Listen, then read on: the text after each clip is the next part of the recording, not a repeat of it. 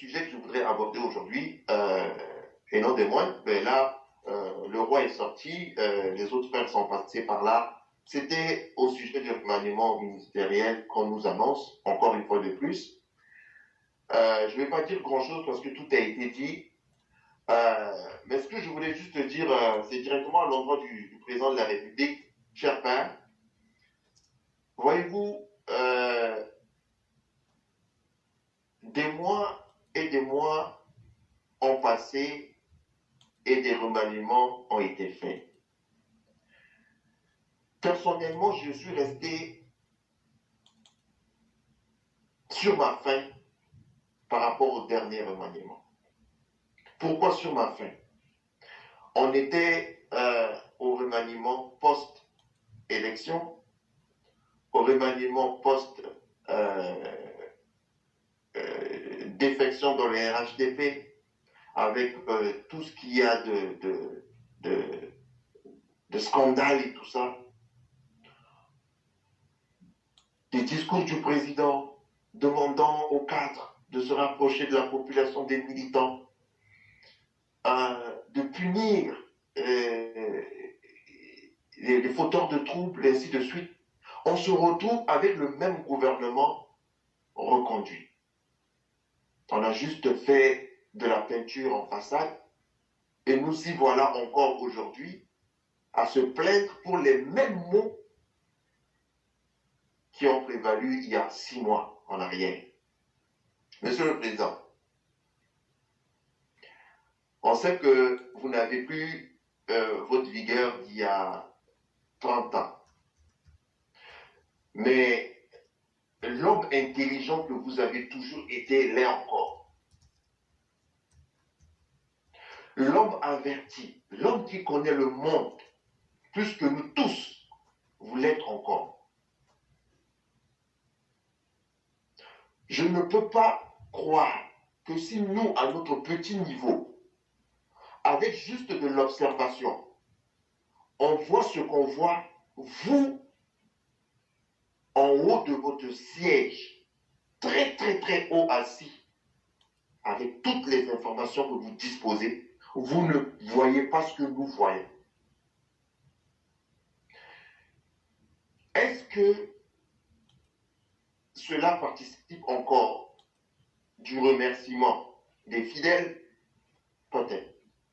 Seul vous pouvez nous le dire. Est-ce que cela participe du fait que vous ne trouvez pas d'Ivoiriens ou de cadres dans votre propre parti qui vous a porté au pouvoir pour faire ce travail-là? J'en doute. Est-ce que c'est parce que vous n'avez pas le temps de former des gens à cette tâche-là? À cela, je vous dis, essayez quand même. Cela peut vous surprendre. Et comme eux ne sont pas des sénateurs, comme ceux qui sont assis confortablement dans leur siège moelleux, ils feront quand même la moitié du travail parce qu'aujourd'hui, rien n'est fait, Monsieur le Président.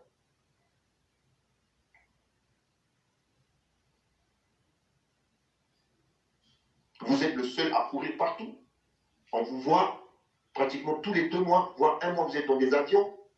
Alors, sur tous les fronts, Monsieur le Président, vous n'êtes qu'un homme.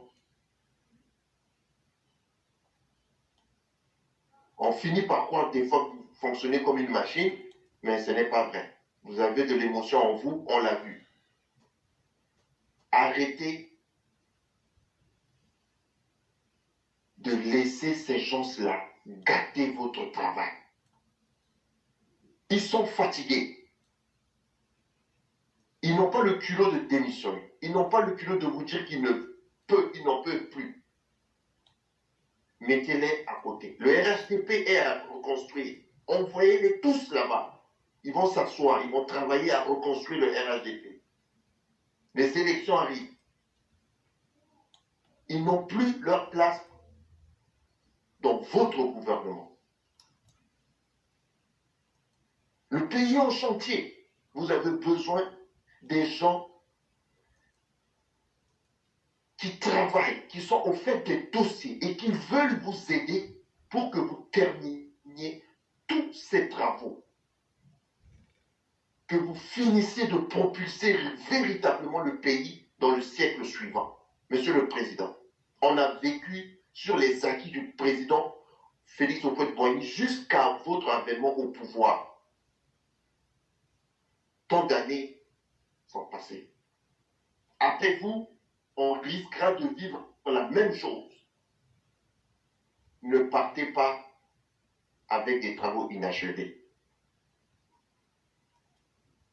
Monsieur le Président, ce remaniement, je pense, sera l'occasion pour vous de reconnecter définitivement tous vos militants à votre idéologie. On est assis, on attend. Il y a un adage qui dit il n'y a jamais 203. Il y a eu déjà 2 remaniements qu'on n'a pas vus. On espère que vous allez faire mentir cet adage-là. Donc voilà sur ce sujet, monsieur l'éclaireur, ce que j'avais à dire. Si vous avez à rajouter, je vous écoute. D'abord, j'allais dire que vous avez tellement bien dit les choses. Un homme doit toujours craindre ce qu'il laisse derrière lui.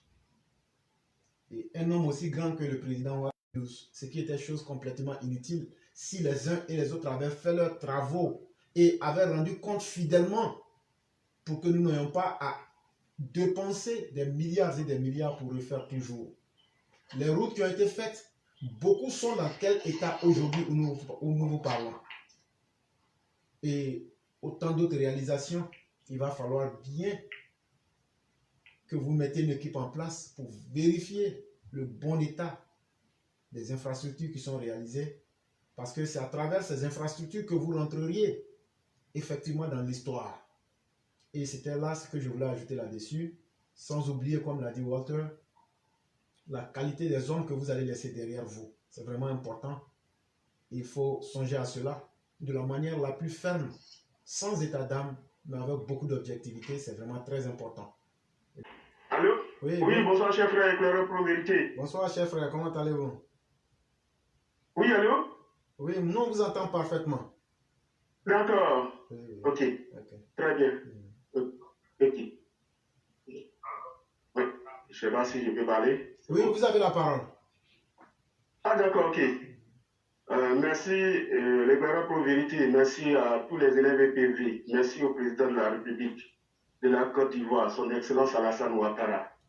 Merci à toutes les bonnes volontés qui œuvrent au développement et à la paix, à la stabilité de ce pays.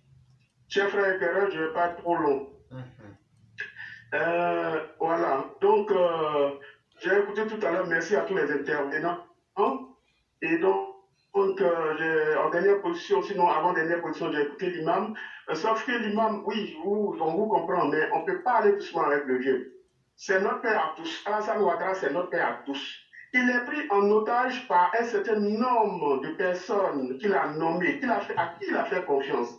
Depuis plus de 10 ans, ils sont là. Il y en a qui sont fatigués, ils ne veulent pas l'avouer. On ne veut pas des doublons, on ne veut pas des doublures. On ne veut pas une reconduction de ces personnes qui sont fatiguées et qui, ma foi, malheureusement, encore luttent par tous les moyens pour encore traîner autour du président, puisqu'ils ne font pas grand-chose. On peut appeler ça ainsi. Et nous, heureusement, que l'éclaireur pro-vérité, malheureusement, nous, on est obligé de dire la vérité aux vieux. Oui, ça, on ne va pas s'empêcher de le faire, de le dire. Et ceux qui ont pris le vieux en otage, vous, quand même, les gens en ont marre, ils sont fatigués, les choses n'avancent plus. Oui, on est bloqué. Le président, il nous avait promis assez de choses. Vous croyez que lui, sa parole, quand il dit, il fait. Mais c'est vous qui ne faites pas. Parce que lui, il ne peut pas être partout à la fois. Vous comprenez que là, vous profitez d'une situation parce que il y a longtemps, vous êtes là. Et là, quand il y a une occasion pour vous remplacer, pour vous... il peut ne pas vous remplacer, mais il y a beaucoup de places. On peut vous déplacer. Vous comprenez? On peut les déplacer, puisque eux, là, ils ont pris le président en otage. Bon, ils sont connus, hein, nous, on ne va pas répéter la liste, sinon la liste est connue.